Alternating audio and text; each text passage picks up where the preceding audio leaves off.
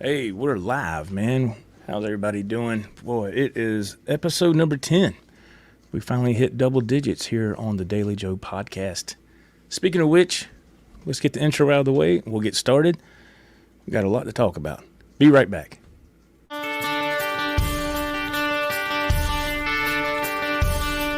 now it's time for the Daily Joe podcast, episode number 10. October 14th, 2021.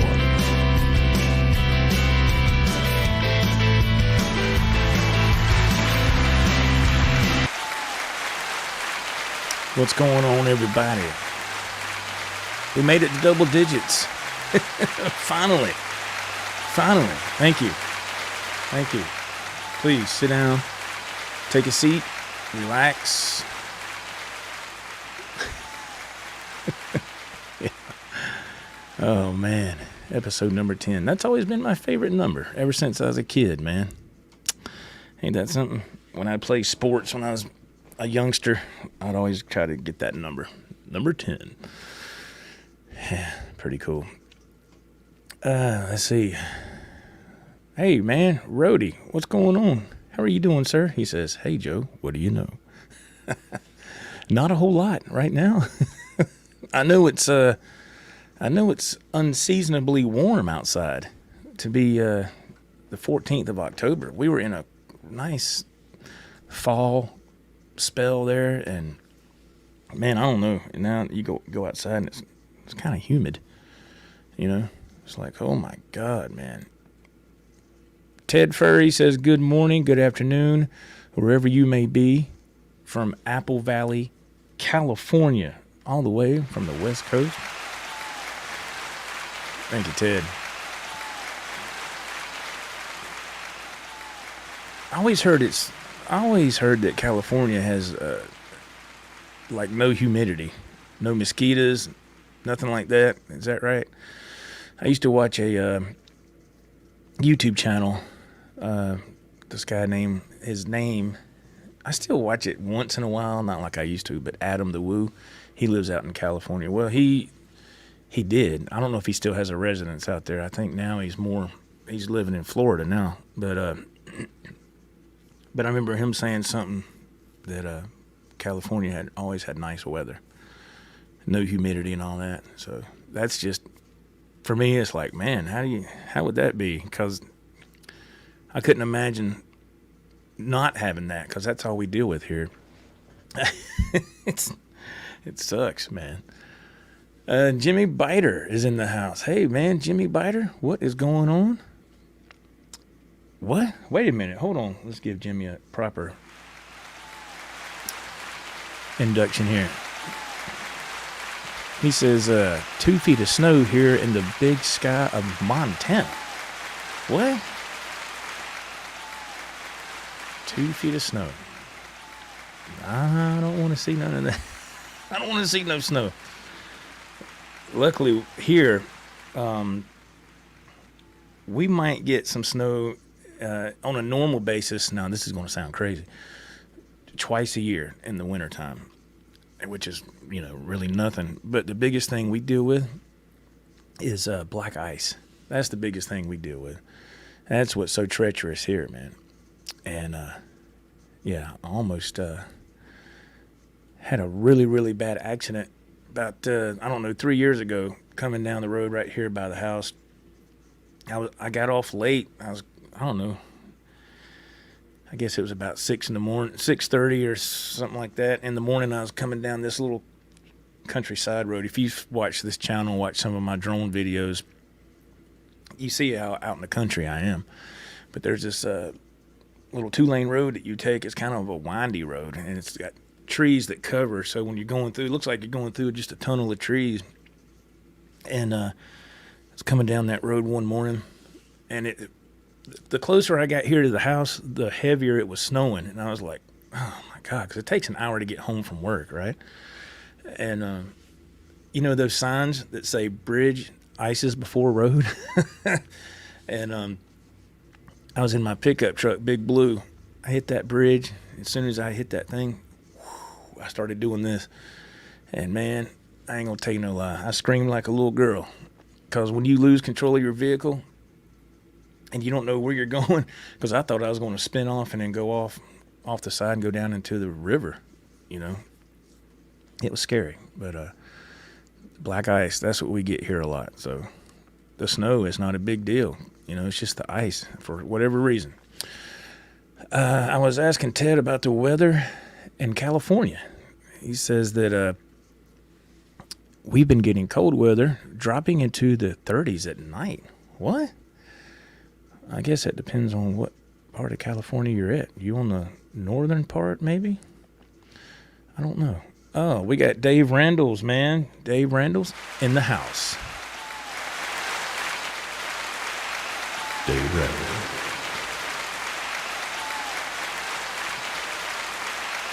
Say, Mr. Randall's, how you doing?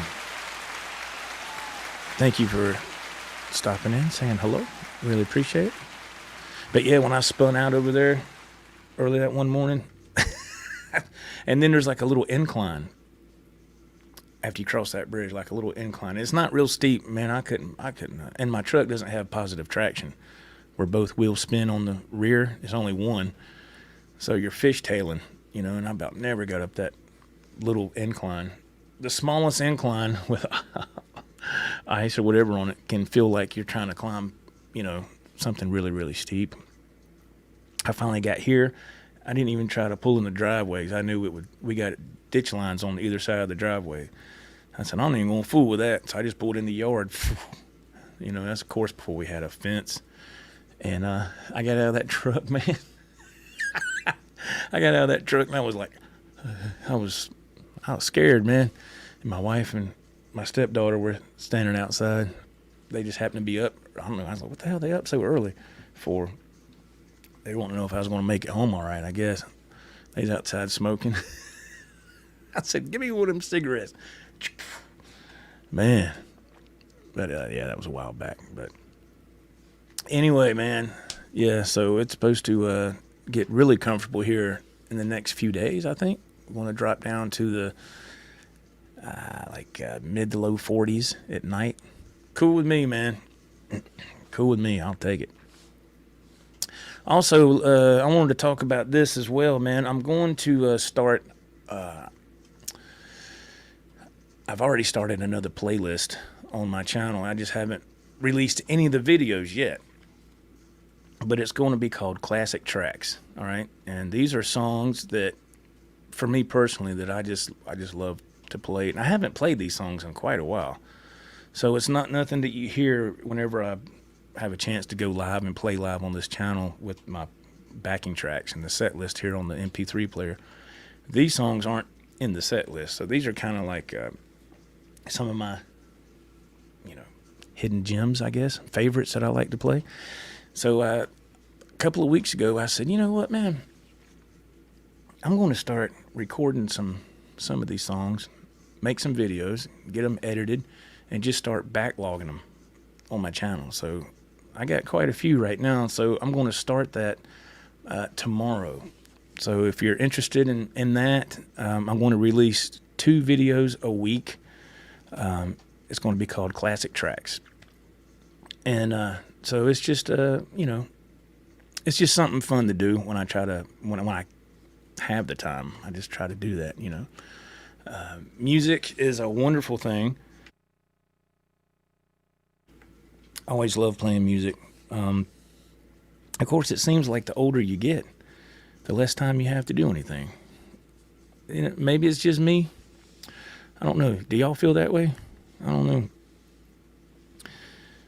Seems like I'm working more and more hours and don't have time to do a whole lot of anything. But, so, David Lee Roth. David Lee Roth, man. I know I'm a little late to the party on this. He announces his retirement. And I'll be totally honest with you. I figured this would have happened a lot sooner. I'm not trying to take anything away from David Lee Roth, man. Not at all. He was exactly what Van Halen needed for those classic albums. I mean, you cannot deny that, you know, at all. There's no way. But of course, you know, as the years progressed, Dave started to lose his voice. You know, things started to change, just like with anybody, you know. But he was still an amazing frontman, showman, everything. I mean, he was great. But, you know, I came across it on YouTube, I don't know, earlier this week or toward the end of last week about his retirement. And I pulled it up, and there's some, I don't know if you could say hidden messages in there, or I don't, you know, is it true from what I heard? I don't know. I was like, what is he saying exactly? Is he saying what I think he's saying? Is he, you know, dealing with some serious health issues, or does this mean something else? So it's just speculation on my part, man. I don't know. But anyway, I got some of it here. I was wanting to play it. And y'all can comment and let me know what you think. What's your opinion? Let me see if I can pull this up really quick. And we will... One thing I do like about this now, that automatically checks the share audio tab. That's nice. I like that. All right, so I went ahead and kind of fast forwarded some of this so we can kind of get to the meat and potatoes. So let's see if we can, and this is coming from Now Spinning Magazine. This is their YouTube channel, so give a shout out to them. Make this full screen for a second, and let's hear what Dave has to say. And I'm running up here today with the departure of my beloved classmate recently, Ed. Al and I have been talking. I can't speak for him just yet. I just spoke to him. He knows everything I'm about to tell you. I am encouraged and compelled to really come to grips with how short, and probably my time is even shorter. Damn. I thought I might go first, frankly. I might have thought the Marlboro Man might have got me. See what I mean? Did you check that out? He says, I might have thought I would have gone first. I thought the Marlboro Man would have got me, you know, smoking. And I'm going to be honest with you. I didn't know that he still smoked. I thought that he had quit that. And it blows my mind, because David Lee Roth has always been in shape, you know. But anyway, let's carry on. Hey, Ed, objects in the rearview mirror are probably me. Oh, my God. See there? He says, hey, Ed, the objects in the rearview mirror are probably me. Oh, man. And my doctors, my handlers compel me to really address that every time I go on that stage, I endanger that future. I know when I sit in the audience, all I ask, you come out with a ukulele or a marching band, all I ask is that you give me everything you got to give. That's what I did for the last 50 years. And I'm throwing in the shoes. I'm retiring. And this is the first and only official announcement. Al, my handlers, you got the news. You share it with the world. I'm not going to explain a statement. The explanation is in the statement. These are my last 5 shows. I got a band that's doing what Al and I used to call a block. That means 75 rehearsals for 1 show. The warm-up for 1 somersault is the same for 10. So we're going to bring it in classic VH style. Alex and I are the only version. That was his message. There is no other variation. There is no torch being passed. There is no other side of this heads-up tail coin. So that's very interesting. I notice he talks about Al a lot, and it makes me curious. I'm like, is him, Alex and Dave going to do something, or are they just talking? I don't know. I have to give credit to this. I'm about to bring up the name of this podcast. I'd never seen it before, and I think it was called Another Effing Podcast. It just came across my feed one night. and it had oh man, I'm drawing a blank on the guy's name. Greg Renoff was on there with another gentleman, and then of course the host of the podcast. It was brought to you by Metal Edge, I guess, Metal Edge magazine. I was like, man, is that still around? Wow. But they were talking about this, and I don't know. They were just wondering about the thought. Like, wouldn't it be wild if Dave decides to do some of these last shows and he has Alex on drums, Michael Anthony comes to play bass, and Wolfie's on the guitar? Wouldn't that be wild? You know, but just like what they said on that podcast, they said that's probably highly unlikely, but it's kind of cool to think about, you know. But I don't see. I don't know. Anything's possible. I just don't see Wolfgang doing that. He has made some very strong statements about not playing any of that music. And I don't blame him. I mean, I really don't. You know, Wolfgang has to be himself. You know, he has to be himself with his music, man. He's not, like he said, I'm not a Van Halen jukebox. And I support him. I support him 100%. We got Ralph the German Butcher, man, in the house. Ralph, what's going on, brother?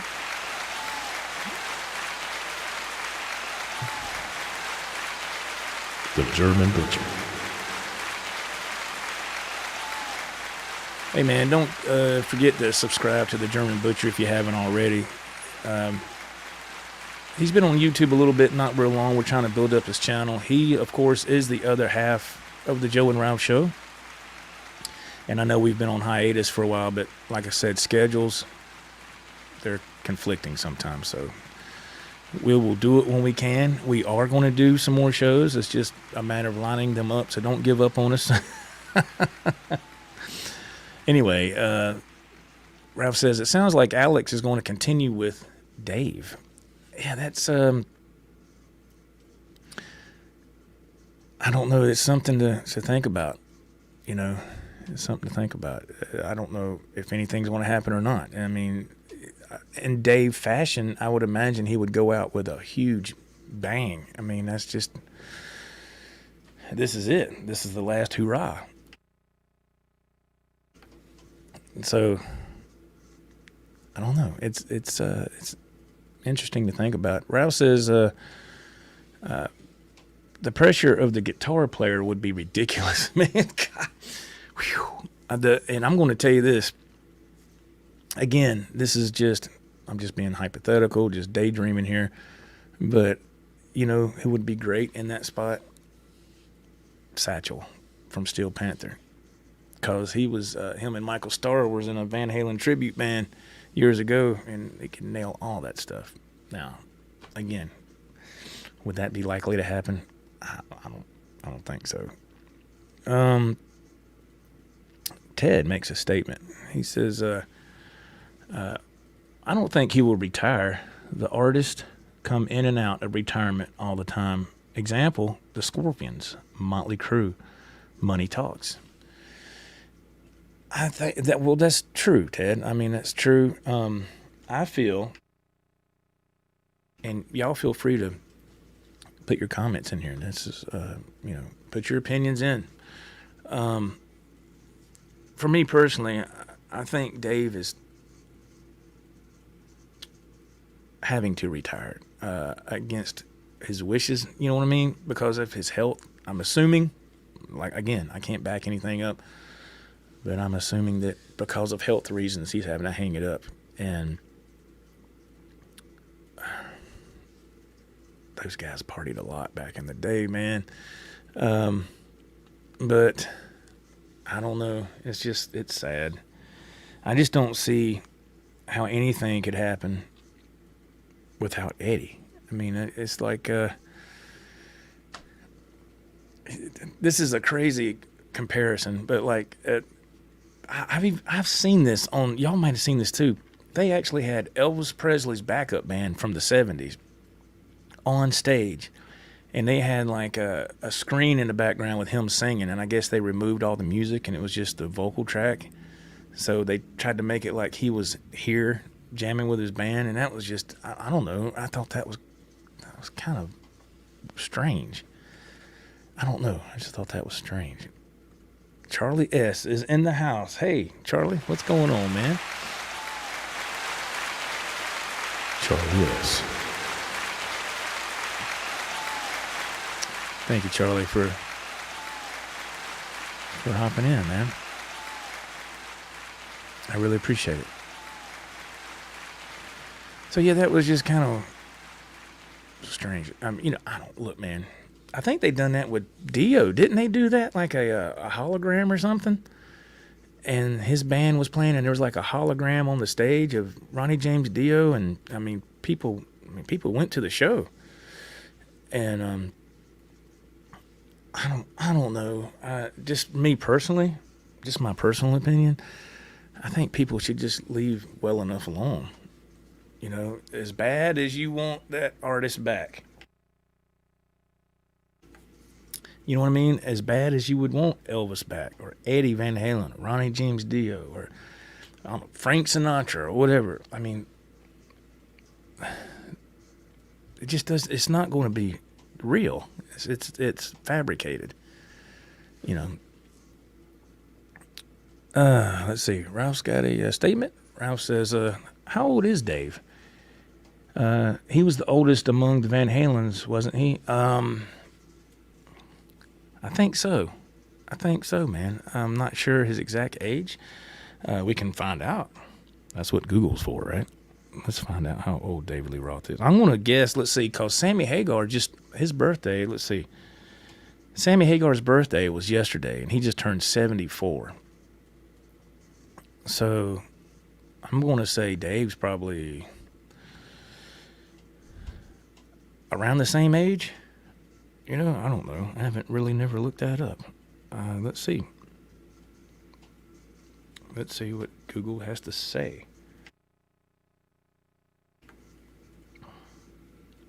How old is David Lee Roth? Okay, David Lee Roth is 67. So Sammy Hagar is a lot older, 7 years older. So 67, man. So that's not, by today's standards, that's not old. You know what I'm saying? So, I just don't, I don't know, man. I don't know. I guess, like I said, everybody deals with health issues, man. Unless you're somebody that works out all the time, and like I said, Dave has always been in shape, but I don't know. I don't know his personal health history, but yeah, 67. I thought he was more closer to Sammy Hagar's age, to tell you the truth. Charlie S says, Joe, is there any news about you and the boys getting back together on Friday nights? No, sir. There is not.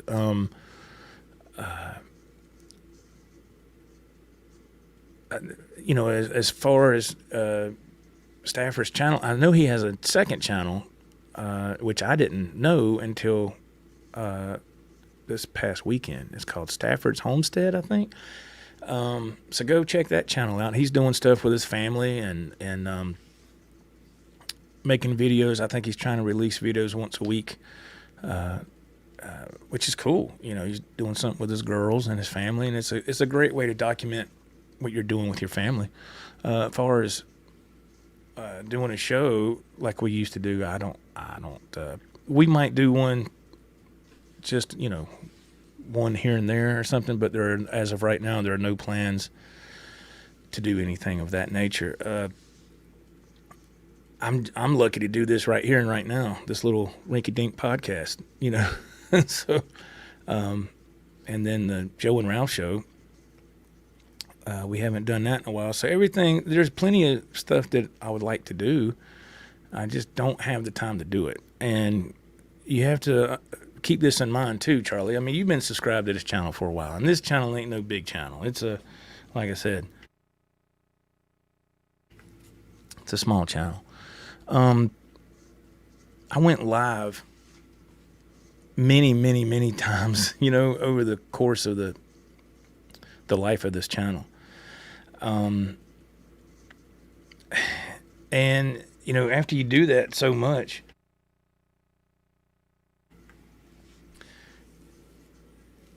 you kind of get burnt out. You know, you get burnt out on it. I did anyway. I did, because it was like I found myself in front of this computer screen every Friday night, every Saturday night, and then sometimes through the week. And next thing you know, you got 2, 4, 6 years has went by, you know. And I had to just step outside that box. To tell you the honest truth, Charlie, I stepped outside the box. And I said, damn, I'm working my ass off all the time. You know, I'm only here for a few hours. I mean, besides sleeping, I get up, I'm only here for a few hours and have to leave again. And so it's almost just as bad as being out on the road for 2 weeks at a time driving a truck. And I said, man, you know what? I want to spend time with my wife and just not be dedicated to anything as far as YouTube.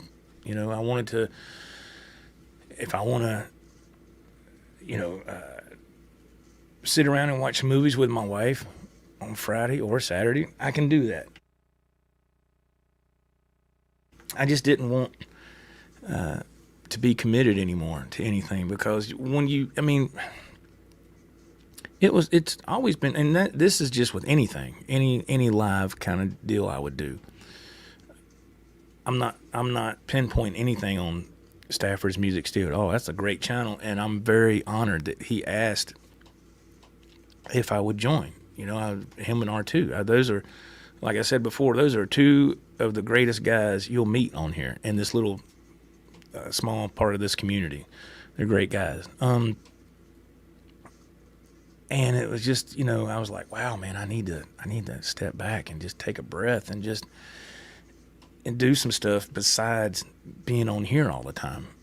And I know it wasn't constant, you know, like some of these other channels. Look, man, I will say this now, and I'm not putting down any channels. I'm not making fun of nobody or nothing. There's a big difference in making YouTube your livelihood and then making YouTube a hobby. There's a big difference. But I think a lot of people get that line blurred, and they think, you know, I'm going to put a show together and we're going to be YouTube superstars in a matter of a few months or 6 months or whatever. That doesn't happen. First of all, you've got people that's already got huge shows. Philip McKnight is one. I mean, he has a huge show. What's that guy? Robert Baker. Music is Win. You got all, you know, I could go on. And these guys have terrific channels.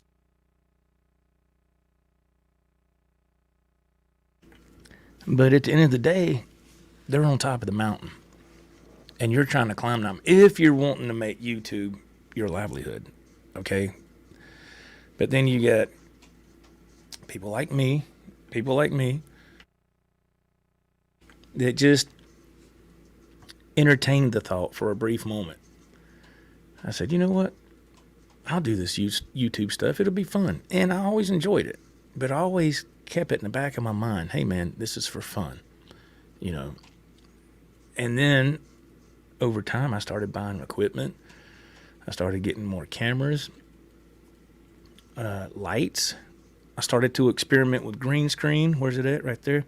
I started doing stuff like that. And, you know, it's just you go down this wormhole of doing more and more stuff. I've always been a creative person. You know, I always want to see, well, what can I do? I always love the technical aspect of this stuff. I love it. It's a blast. But the more stuff you acquire, the more time it's going to take for you to learn it. You know, then you got to use it. Then you got to incorporate it in your channel. Learning curves are coming, you know. if you want your stuff to look half-ass decent. And it takes time. It takes time. You know, then you got to worry about your audio. You want your audio to sound good. I just got this microphone yesterday, this Shure podcast mic. Hopefully it's coming across okay. And I just wanted to kind of upgrade my mic a little bit, have a nicer microphone. You know, stuff like that. But anyway, to circle back around to what I was saying, that stuff would take more and more of my time. And I didn't see that. I was kind of blinded, you know. I would go, the old music room is on the other side of the house, and it's actually a small room. But I would go in that room after I got up and got ready. I go out and tell my wife good morning. It's morning for me. It's afternoon for everybody else. Give her a kiss, good morning, whatever. I go in that room. I would stay in that room until it was time to leave for work. Then I'd come out, get my lunchbox, get my work shirt and all that, uniform, get it on, get ready, give the wife a kiss, I'm gone. So you have to think about that.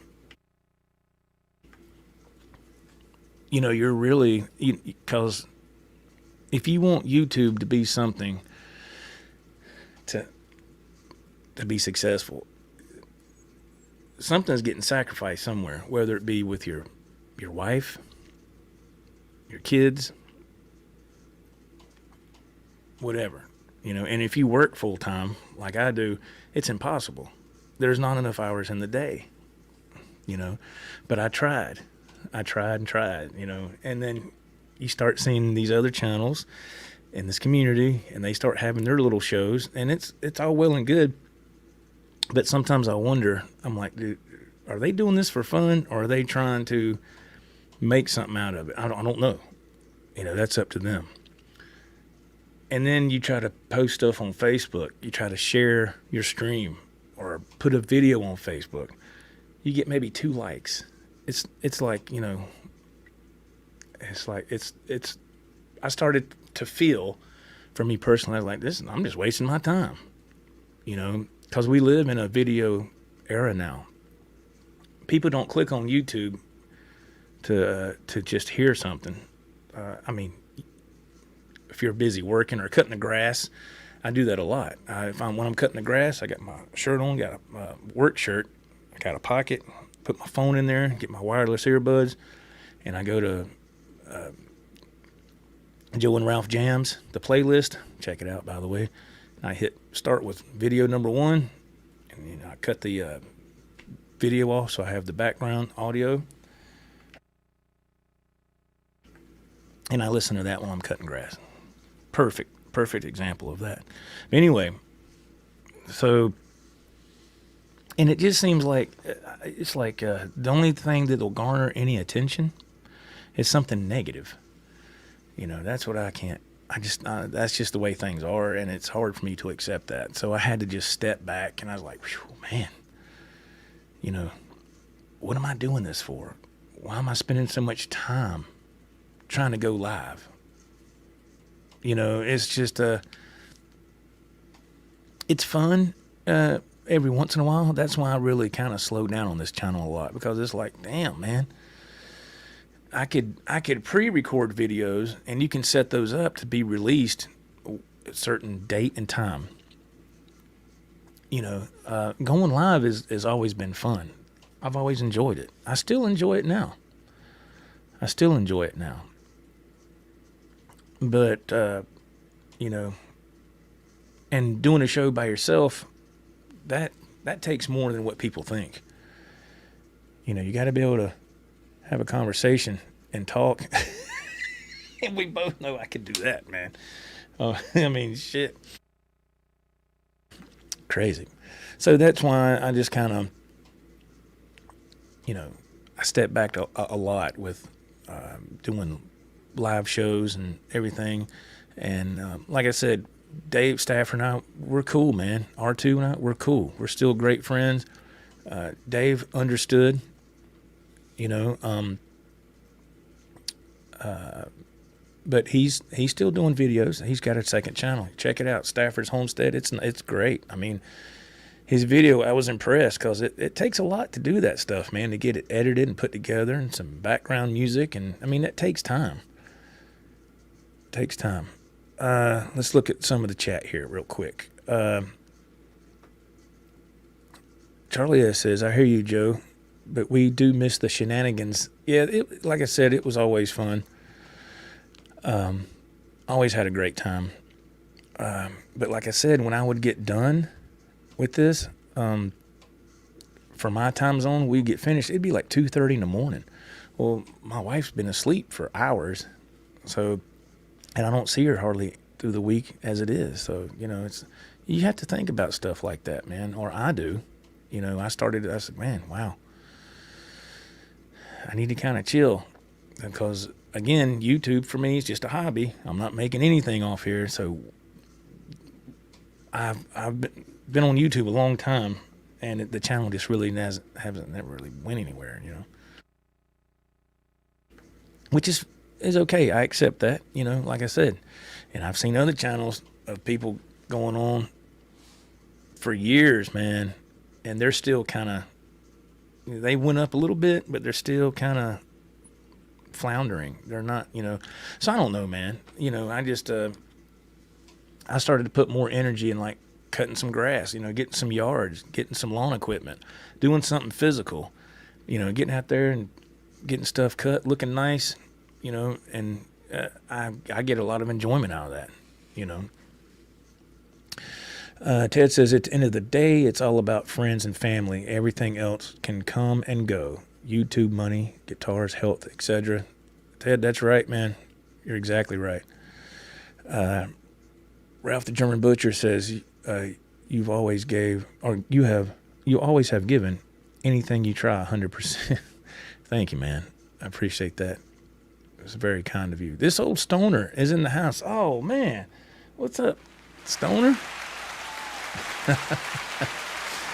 What's going on, man? Check out this old stoner, man. He likes to do a lot of painting and airbrushing. He's a super nice guy, man. And he's just chilling, enjoying life. And I think that's awesome. Stoner says, I just do it for fun. As soon as I get too serious, it's not fun anymore. There you go.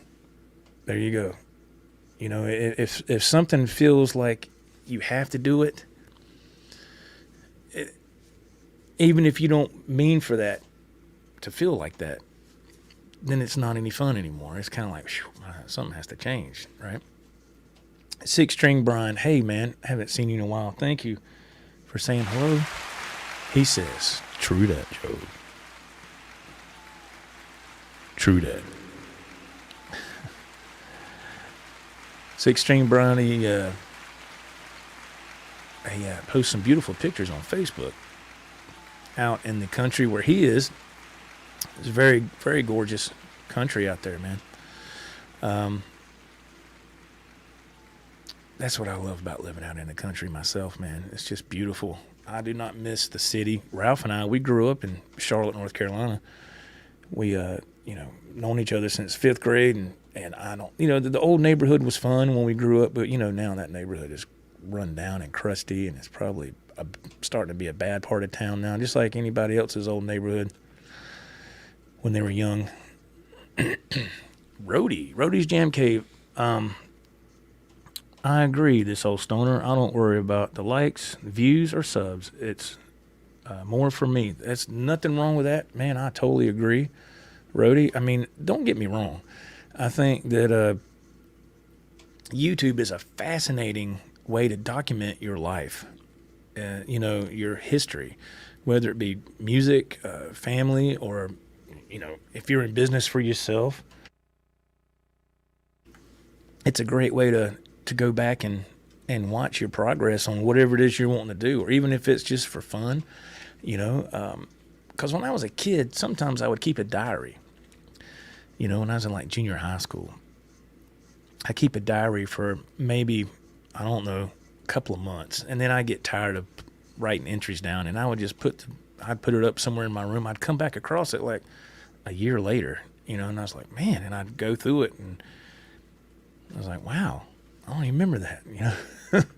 So YouTube is to me, is a great way to have like a video diary, if you will. Ralph said, it took me a while to figure that out too. Do it for yourself. Yeah. Yeah. And that's what it's, you know, what it's about. Rhodey's Jam Cave says, I enjoy hangs like this. I do too, Rhodey. Thank you, man. Let's see. Oh, this is a great point.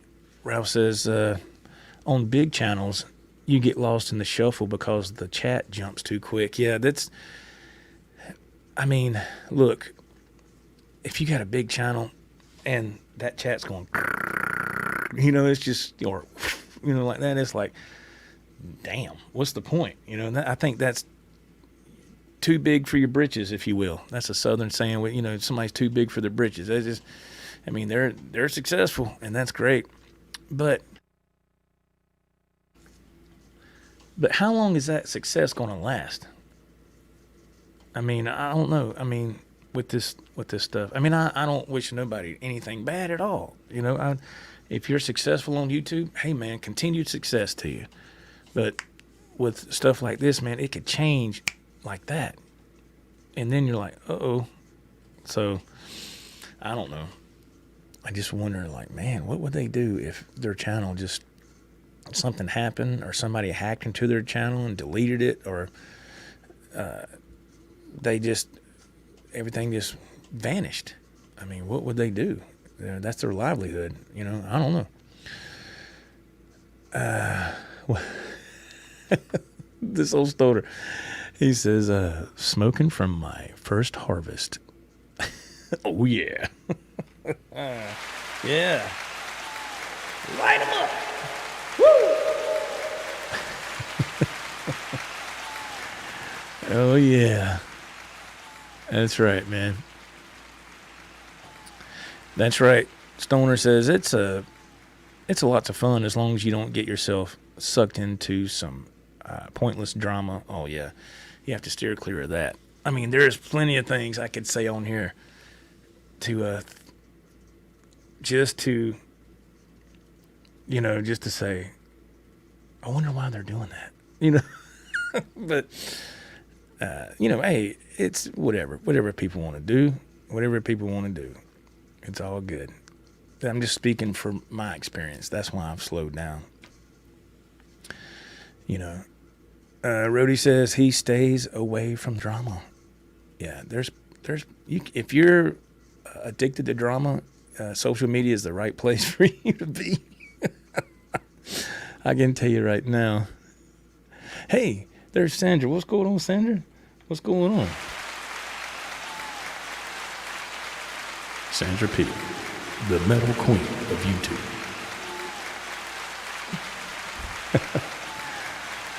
I like the avatar. Getting ready for Halloween. That's cool.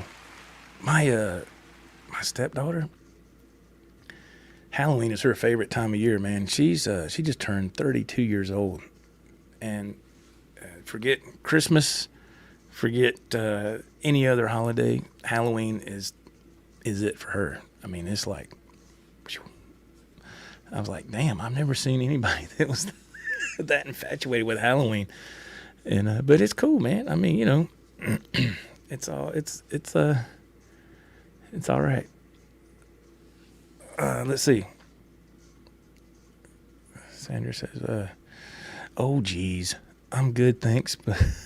How are you? I'm doing okay. Thank you very much. Doing okay. Just sitting here and just talking about, somebody asked in the chat, I think it was Ted, if there's going to be any more like shows like with Stafford or the Joe and Ralph show and all that. And I've kind of slowed down on that because it takes away so much time with my family. And like I said, just to catch you up, Sandra, if you just joining, you know, it takes a lot of work. If you want to do something, do it right. It takes a lot of work, you know, and time, you know, anyway. So, but it's still fun. You know, it's still a fun thing to do. But, the older I get, the less time I have to toy around with stuff like that. So moving on to the next topic real quick. We're getting close to the end. We got about another 15 minutes. I was talking in the title, I was talking about music scams that I fell for. And now I have to be honest. I have a tab pulled up of a online company, and I can't say that they're scammers. I can't legally say that, but I was a member of their site for a while, and it's it says get your music heard on radio, TV, movies, and that was always my biggest dream, was to have a piece of music featured in one of those categories, right? And of course, if you're submitting music online to a company, number one, do your research. Number two, if money's involved, to me, that's you have to be very careful. You have to be very careful. That's right. Russ says, careful now. Careful. Yeah, I am, man. I am. But and they was like, you pay so much a month, you can have so many submissions. Well, I fell for that crap. So I would submit songs or parts of songs to this online company, and they supposedly review your submission, and I'd always get that email back. Hey, dear Joe Wentz, thank you so much for your submission. We appreciate your input. We love the song. We see what you're trying to go for here, but it's not quite what we're looking for. That would always be the answer. And I thought, okay. And my dumb ass, I'd go try to do another song, pay another $10, do another submission. Same response. So I got that all the time. Now, to be fair, my production back then was not that, it was not on a professional level. So that's the thing that they never told me in the emails when they would respond to me. They would never say, hey, we see what you're going for here. Thank you for the submission. In other words, thanks for your money, dumbass. But, you gullible bastard. But your production needs to improve if you want to have a chance or even have a shot with the big boys. Well, I didn't have nothing like that, but they didn't ever tell me that because they want your money. They want you to keep submitting. And I was paying them so much a month. I was going to show it on here, but I'm not going to show it. But if you just Google submit music online for TV, radio, movies, whatever, man, it pulls up all kind of sites that are out there. And I fell for that stuff, man, for probably over a year, maybe 2 years. And nothing, so I was just like, wow, man, what did I do, man? Why was I doing that? A lesson learned, so don't fall for none of that stuff, man. Don't fall for none of it. Stay away from it. A quick story. This was probably in the early 2000s, very early. I'd say 2002 maybe. There was a friend of mine. He is, God rest his soul, he is deceased now. He passed away a few years ago, but his name was Dean Gosnell. Very awesome friend, beautiful spirit, beautiful soul, very laid-back person. Well, I went to go pick up some food this is when I lived in a different town. I was in my first marriage. This is a long time ago. And he worked at this restaurant in town called the Pizza House or something. And I went there to pick up an order to go, and he was he checked me out at the checkout there, cashier. And I noticed he had like a musical note on his necklace or something. And I said, hey man, you play music? Because in that little town, trying to find somebody to do music with is impossible, you know. But he said, yeah, I'm a singer. So anyway, we set up a time to jam. We started jamming, and his voice was incredible. He had such a beautiful voice for like ballads and stuff like that. You know, we would try to rock it up sometimes. It didn't quite fit that, but as far as like acoustic and some ballads, oh my God, it was perfect. So we started writing songs. We had a great chemistry to write songs together, and this was totally kind of a different thing for me. I wasn't trying to rock out on the guitar and everything. I was just trying to play and try to be expressive as I could. And when you're playing acoustic, man, you're stripped down to hardly nothing. So you have to be creative if you can. I'm not very creative on acoustic at all. I just try my best. I can't finger pick. I can't do none of that shit, you know. So I just do whatever. So anyway, we had gotten a few songs recorded and all that, and I was just like, wow, this is amazing. So fast forward a little bit, and he gives me, Dean, the guy I was doing music with, the singer, he calls me and he says, man, I found this ad in the paper, and there's these supposed music talent scouts coming to town at the, I think Ralph told me earlier, that hotel was called the Ramada Inn at the time. And back then it was a nice hotel. I think now it's kind of like went downhill. It's probably really kind of crummy.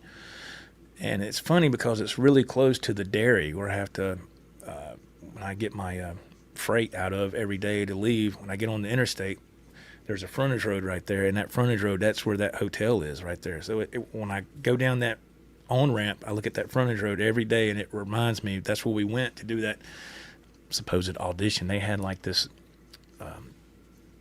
these music talent scouts or something. It was really two guys, and they were coming into the area, and they said, calling all musicians, vocalists, entertainers, whatever, performers, we're having open auditions at the Ramada Inn in Spartanburg, if that's what it was called. It's in Spartanburg and such day.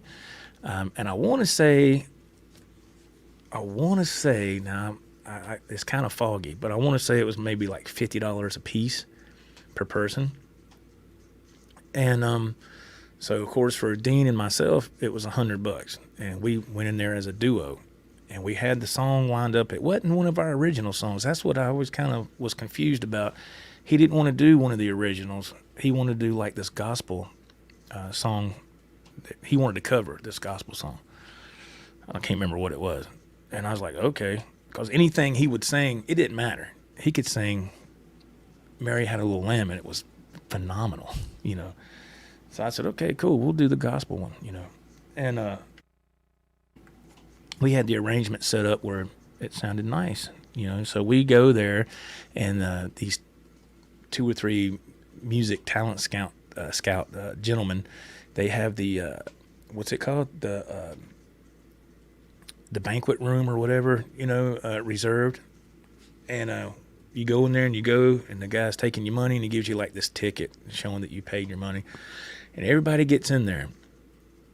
So this is I'm going to say, if I had to guess how many people were there, I'm going to say probably 60-something people were there. All right.